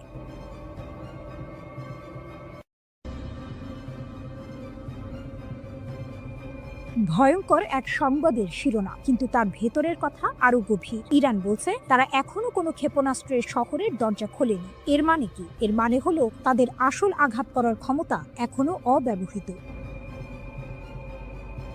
ইরানের নীরব সংকেত যে হামলা এখনো হয়নি। ইরান বরাবরই বলে আসছে তাদের সশস্ত্র বাহিনীর প্রতিটি পদক্ষেপ সুদূর প্রসারী পরিকল্পনার অংশ, তাৎক্ষণিক প্রতিশোধ নয়। যখন ইসরায়েলি দখলদারিত্ব যুদ্ধের শেষ দিনে ইরানের নিরাপত্তা কেন্দ্রগুলোতে হামলা চালায়, তখন বিশ্ব অবাক হয়েছিল ইরানের শান্ত প্রতিক্রিয়ায়। কিন্তু ইরানের এই আপাত নীরবতার পেছনে লুকিয়ে আছে এক গভীর কৌশল। ফজলির কথা স্পষ্ট, পারমাণবিক অস্ত্রের ক্ষেত্রে ইরানের প্রযুক্তিগত জ্ঞান রয়েছে, কিন্তু তাদের আদর্শিক নীতি এর ব্যবহার বা তৈরির বিপক্ষে। এই কথাগুলো আপাত দৃষ্টিতে শান্তি এবং সংযমের বার্তা দিলেও এর ভেতরের টুইস্ট হলো, প্রযুক্তিগত জ্ঞান আছে মানে হলো তারা চাইলে তা করতে সক্ষম। এটি ইসরায়েল এবং পশ্চিমা দেশগুলোর জন্য এক শীতল সতর্কবার্তা। ইউরেনিয়াম সমৃদ্ধকরণ আপোষ নিয়ে ইরানের উপপররাষ্ট্রমন্ত্রী মাজিদ তখত রাভাঞ্চি জোর দিয়ে বলেছেন, মার্কিন ইসরায়েলি হামলা সত্ত্বেও ইরান তার পারমাণবিক কর্মসূচিতে অটল। তারা জাতীয় চাহিদা অনুযায়ী ইউরেনিয়াম সমৃদ্ধকরণ চালিয়ে যাবে। এর অর্থ আমেরিকা বা ইসরায়েলের কোনো হুমকি ইরানকে তার পথ থেকে সরাতে পারছে না। এটি কেবল একটি বিবৃতি নয়, এটি এক ধরনের চ্যালেঞ্জ। তখত রাভাঞ্চি বলেছেন, ইরান সংলাপের জন্য উন্মুক্ত, কিন্তু এখানেও আছে একটি বড় শর্ত। ভবিষ্যতের আলোচনার জন্য আমেরিকার পক্ষ থেকে বিশ্বাসযোগ্য গ্যারান্টি প্রয়োজন। ইরান চায় আমেরিকা তাদের বোঝাক যে আলোচনার সময় তারা সামরিক শক্তি ব্যবহার করবে না। এটি ইরানের পক্ষ থেকে একটি কড়া বার্তা। যদি আমেরিকা ইরানের বিশ্বাস অর্জন করতে না পারে, তাহলে আলোচনার কোনো সম্ভাবনাই নেই। এই শর্তটি অত্যন্ত গুরুত্বপূর্ণ, কারণ এটি স্পষ্ট করে দিচ্ছে যে ইরান শুধুমাত্র কথার কথা নয়, কাজের প্রমাণ চাইছে। আসল টুইস্ট হলো, ইরান যখন বলছে তারা এখনো কোনো ক্ষেপণাস্ত্র শহরের দরজা খোলেনি, তার মানে হলো তাদের প্রকৃত সামরিক সক্ষমতা এখনো অব্যবহৃত। তারা তাৎক্ষণিক প্রতিক্রিয়া দেখাচ্ছে না, কারণ তাদের পরিকল্পনা দীর্ঘমেয়াদী। তারা হয়তো এমন একদিনের জন্য অপেক্ষা করছে যখন তাদের আঘাত হবে অপ্রতিরোধ্য।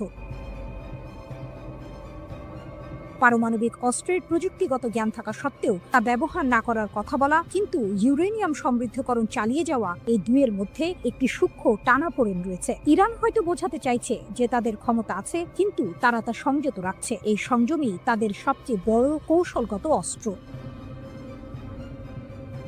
তারা সংলাপের জন্য উন্মুক্ত, কিন্তু শর্ত দিচ্ছে আমেরিকার বিশ্বাসযোগ্যতার উপর। এর মানে ইরান দুর্বল নয়, বরং তারা চাইছে শক্তিশালী অবস্থানের ভিত্তিতে আলোচনা করতে। আগামী দিনে এই পরিস্থিতি কোন দিকে মোড় নেয় তা দেখার জন্য বিশ্ব অধীর আগ্রহে অপেক্ষা করছে।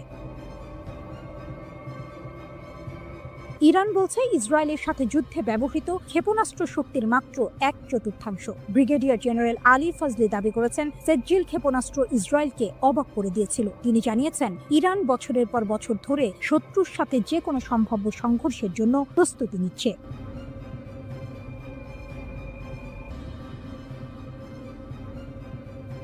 ইসরায়েলের কপালে চিন্তার ভাঁজ। ইরান নাকি এবার ধ্বংসাত্মক আর অভূতপূর্ব জবাব দেবে। ইরানের নতুন হুঁশিয়ারি। ইসরায়েলের কপালে কি আছে? মধ্যপ্রাচ্যের রাজনীতিতে আবারও উত্তাপ ছড়িয়েছে। ইরানের শীর্ষ সামরিক কর্মকর্তারা ইসরায়েলের বিরুদ্ধে কড়া হুঁশিয়ারি দিয়েছেন। ভবিষ্যতে কোনো আগ্রাসন চালালে ইরান নাকি জোরালোভাবে লড়াই করবে। তাদের কথা শুনে মনে হচ্ছে এবার পরিস্থিতি আরও গুরুতর হতে চলেছে। ইরানের শীর্ষ সামরিক কমান্ডার মেজর জেনারেল আমির হাতামি জোর দিয়ে বলেছেন যে ইরানের সেনাবাহিনী যে কোনো আগ্রাসনের বিরুদ্ধে কঠিন লড়াই করবে এবং নিজেদের সার্বভৌমত্ব রক্ষা করবে। তিনি গর্ব করে বলেছেন, ইসরায়েলি আগ্রাসনের বিরুদ্ধে ইরানের বিমান প্রতিরক্ষা সফলভাবে প্রতিরোধ করেছে। এমনকি তিনি দাবি করেছেন, ইরানি জনগণ এবং সশস্ত্র বাহিনী আক্রমণের মুখে ঐক্যবদ্ধ ছিল এবং তাদের লক্ষ্য থেকে কখনো পিছপা হয়নি। এই দাবি যদি সত্যি হয়, তাহলে ইসরায়েলের জন্য এটা একটা বড় দুশ্চিন্তার কারণ হতে পারে। ধ্বংসাত্মক ও অভূতপূর্ব প্রতিশোধের হুমকি। আইআরজিসি এর মুখপাত্র ব্রিগেডিয়ার জেনারেল আলী মোহাম্মদ নাইনি আরও এক ধাপ এগিয়ে সতর্ক করেছেন, ভবিষ্যতে যে কোনো হুমকির ক্ষেত্রে ইরান ধ্বংসাত্মক এবং অভূতপূর্ব প্রতিক্রিয়া জানাবে। তার মানে কি, এতদিন যা দেখেছি তা কিছুই নয়? ইরান কি সত্যিই এমন কিছু করে দেখাবে যা বিশ্ব আগে কখনো দেখেনি? যুক্তরাষ্ট্রের হামলা যুদ্ধের গতি বদলেছে কি? এদিকে ইরানে যুক্তরাষ্ট্র ও ইসরায়েলের যৌথ আগ্রাসনের বহু মাত্রিকতা বিশ্লেষণে রুশ একাডেমি অফ সায়েন্সের ইনস্টিটিউট অফ ওরিয়েন্টাল স্টাডিজের গবেষক লানা রাওয়ান্ডি ফাদাই বার্তা সংস্থা মেহেরের সঙ্গে বিস্তারিত কথা বলেছেন। রুশ বিশ্লেষকের মতে, পারমাণবিক স্থাপনায় মার্কিন হামলা ছিল মূলত সাজানো নাটক। পশ্চিমা মিডিয়ায় তা রীতিমতো ন্যায়কোচিতভাবে স্থাপিত হয়, তবে বাস্তবে এর সামরিক রাজনৈতিক প্রভাব তেমন ছিল না।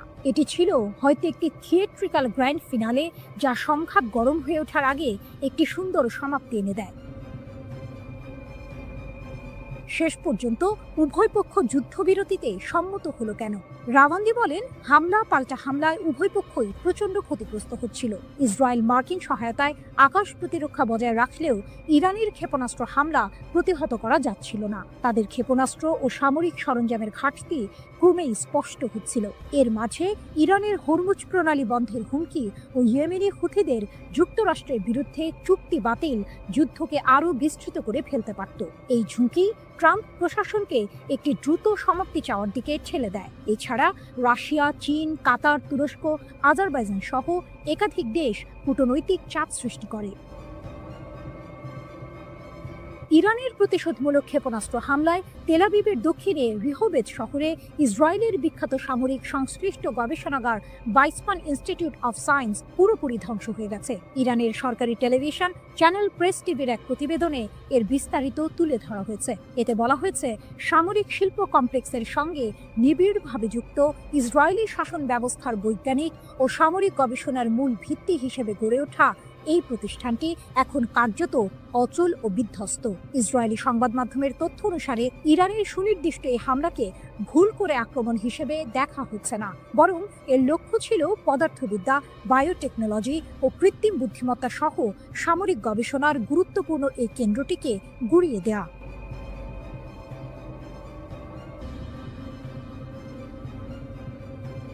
গরম খবর, আবারও উত্তপ্ত মধ্যপ্রাচ্য। ইসরায়েল যদি ফের কোনো ভুল করে, তাহলে নাকি আরও কঠিন থাপ্পড় খাবে, এমনটাই হুমকি দিলেন ইরানের শীর্ষ জেনারেল আব্দুর রহিম মুসাভি। শুনে মনে হচ্ছে এবার বুঝি আর ছোটখাটো হুমকি নয়, আসল যুদ্ধের দামামা বাজছে।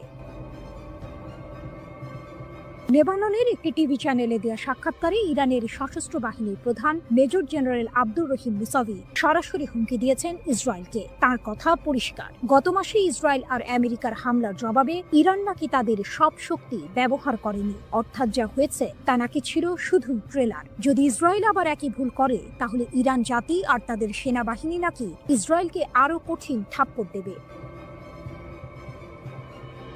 13ই জুন ইসরায়েল বিনা প্ররোচনায় ইরানের ওপর হামলা চালায়। সেই হামলায় সামরিক কমান্ডার থেকে শুরু করে পরমাণু বিজ্ঞানী এমনকি সাধারণ মানুষও মারা যান। এর এক সপ্তাহ পর যুক্তরাষ্ট্র যুদ্ধে নেমে পড়ে। আন্তর্জাতিক আইন, জাতিসংঘ সনদ সবকিছু তোয়াক্কা না করে তারা ইরানের 3টি পরমাণু স্থাপনায় বোমা হামলা চালায়। যখন ইসরায়েল আর যুক্তরাষ্ট্র হামলা চালাচ্ছে তখন কি ইরান চুপচাপ বসেছিল? মোটেও না। প্রতিশোধ হিসেবে ইরানের সশস্ত্র বাহিনী ইসরায়েলের দখলে থাকা কৌশলগত স্থাপনাগুলোতে আঘাত হানে। এখানেই শেষ নয়, পশ্চিম এশিয়ার সবচেয়ে বড় মার্কিন সামরিক ঘাঁটি কাতারের আল উদেইদ মার্কিন ঘাঁটিকেও তারা টার্গেট করে। এটা শুনে নিশ্চয়ই অনেকেই অবাক হচ্ছেন। ইরান এতদিন ধরে শুধু হুমকি দিয়ে আসছিল, কিন্তু এবার তারা সরাসরি পাল্টা হামলা চালিয়েছে। 24 জুন ইরান সফলভাবে প্রতিশোধমূলক অভিযান চালিয়ে ইসরায়েল এবং যুক্তরাষ্ট্রের হামলা বন্ধ করতে সক্ষম হয়। শীর্ষ জেনারেলের দাবি, ইসরায়েল নাকি যুদ্ধবিরতির জন্য অনুরোধ করতে বাধ্য হয়েছিল যাতে তারা নিজেদের গুছিয়ে নিতে পারে। এই তথ্য যদি সত্যি হয় তাহলে পরিস্থিতি কিন্তু আরো ঘোলাটে, কারণ এতদিন আমরা যা জেনে এসেছিলাম তার চেয়ে আসল চিত্রটি হয়তো আরো ভিন্ন। যুক্তরাষ্ট্রের প্রত্যক্ষ সমর্থনেই মূলত ইরানে হামলা চালায় যুদ্ধবাজ ইসরায়েল। তবে পরের দিকে এই আগ্রাসন প্রবল প্রতিরোধের মুখে পড়ে এবং শেষ পর্যন্ত আন্তর্জাতিক কূটনীতির মাধ্যমে একটি যুদ্ধবিরতিতে পৌঁছায়।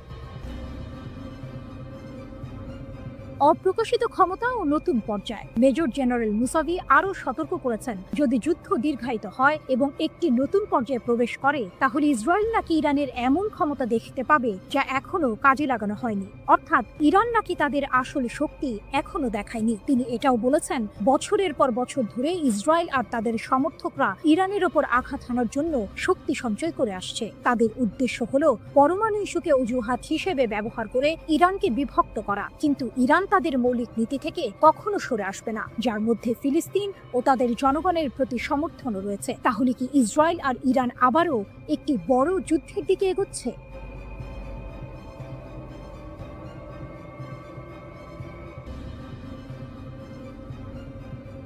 ইরান স্পষ্ট জানিয়ে দিয়েছে ইসরায়েলের সঙ্গে তাদের পরবর্তী সংঘাত হবে চূড়ান্ত সংঘর্ষ।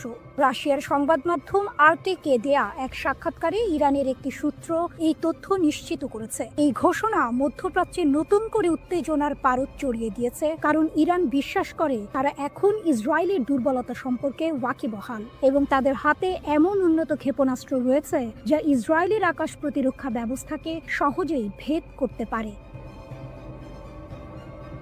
গত 13ই জুন ইসরায়েল ইরানের ওপর হামলা চালায়। ইহুদিবাদী দেশটির দাবি ছিল তেহরান পারমাণবিক বোমা তৈরির শেষ পর্যায়ে পৌঁছে গেছে। এই হামলায় ইরানের পারমাণবিক ও সামরিক স্থাপনাগুলো ক্ষতিগ্রস্ত হয়, শত শত মানুষ এবং পারমাণবিক কর্মসূচির সঙ্গে জড়িত বেশ কয়েকজন উচ্চ পদস্থ সামরিক কর্মকর্তা ও বিজ্ঞানী নিহত হন। এরপর 22 জুন যুক্তরাষ্ট্র ইরানের 3টি পারমাণবিক স্থাপনায় হামলা চালায়, যার মধ্যে ছিল নাতানজ ও ফোর্দোর ইউরেনিয়াম সমৃদ্ধকরণ কেন্দ্র।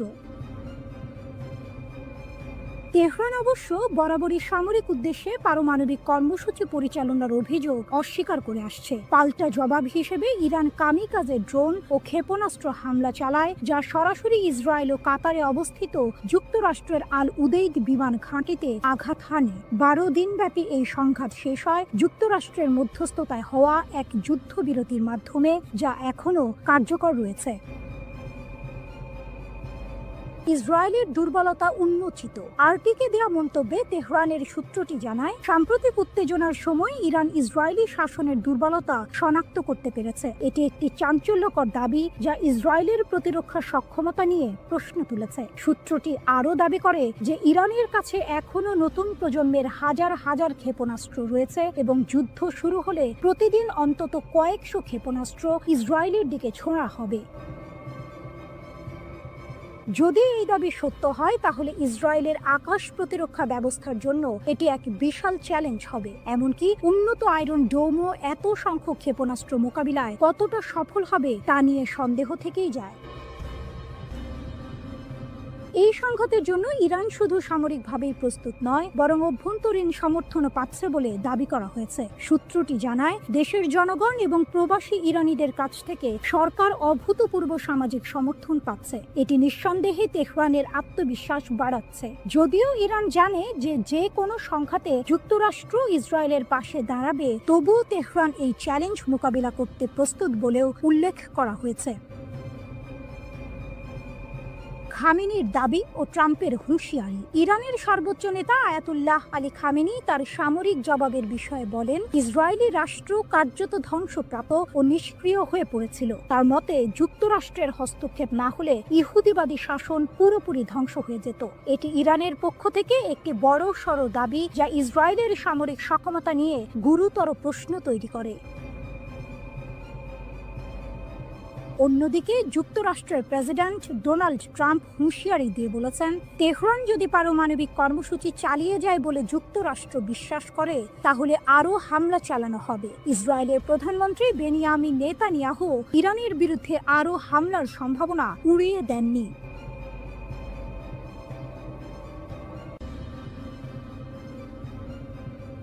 মোসাদ এজেন্টদের জালে ইরান, বিপুল অস্ত্রসহ গ্রেপ্তার 50। মাত্র 2 সপ্তাহে ইরান 50 জন মোসাদ এজেন্টকে গ্রেপ্তার করে বিশ্বকে চমকে দিয়েছে। ইরানের Islamic revolutionary guard corps IRGC দক্ষিণ পূর্বাঞ্চলীয় সিস্তান ও বালুচেস্তান প্রদেশে এই এজেন্টদের আটক করেছে। শুধু তাই নয়, তাদের কাছ থেকে মার্কিন তৈরি অত্যাধুনিক অস্ত্রশস্ত্র ও সামরিক সরঞ্জাম জব্দ করা হয়েছে। IRGC জানিয়েছে, এই এজেন্টরা ইরানের গুরুত্বপূর্ণ অবকাঠামো এবং অর্থনৈতিক কেন্দ্রগুলোতে নাশকতামূলক কর্মকাণ্ড চালানোর পরিকল্পনা করছিল।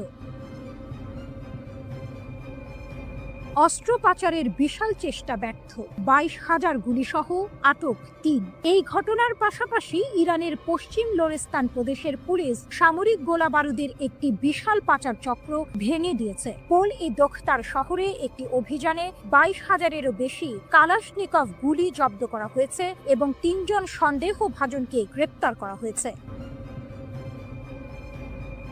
লোরেস্তানের পুলিশ প্রধান ব্রিগেডিয়ার জেনারেল ইয়াহিয়া এলাহি জানিয়েছেন, পুলিশ গোয়েন্দা ইউনিটগুলো একটি মহাসড়কে 2টি গাড়ির সন্দেহজনক কার্যকলাপ লক্ষ্য করে এই অভিযান শুরু করে। পাচারকারীরা পালিয়ে যাওয়ার চেষ্টা করলেও পুলিশ গুলি চালিয়ে তাদের গাড়ি নিষ্ক্রিয় করে এবং সফলভাবে তাদের আটক করে। ধারণা করা হচ্ছে, এই গোলাবারুদ ইরানের পশ্চিমাঞ্চল থেকে লোড করে দেশের দক্ষিণাঞ্চলে পাচারের উদ্দেশ্যে ছিল, যা একটি বৃহত্তর অস্ত্র পাচার নেটওয়ার্কের অংশ।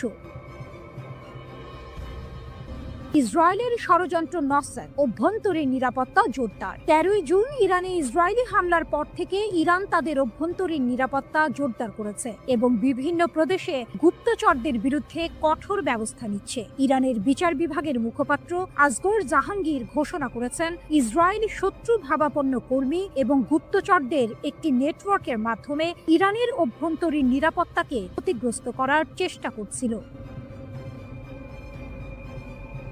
তাদের লক্ষ্য ছিল সামরিক হামলার পাশাপাশি দেশে বিশৃঙ্খলা ও নাশকতামূলক কর্মকাণ্ড চালানো। জাহাঙ্গীর দৃঢ়তার সাথে বলেছেন যে বিচার বিভাগীয় এবং নিরাপত্তা সংস্থাগুলোর সিদ্ধান্তমূলক পদক্ষেপের কারণে এই সমস্ত ষড়যন্ত্র ব্যর্থ করা হয়েছে। তিনি আরও জানান, বিশ্বাসঘাতকদের বিচার করতে এবং ইসরায়েলের সাথে যুক্ত ভার্চুয়াল অ্যাকাউন্টগুলো ট্র্যাক করার জন্য প্রদেশগুলোতে বিশেষ বিচার বিভাগীয় শাখা খোলা হয়েছে।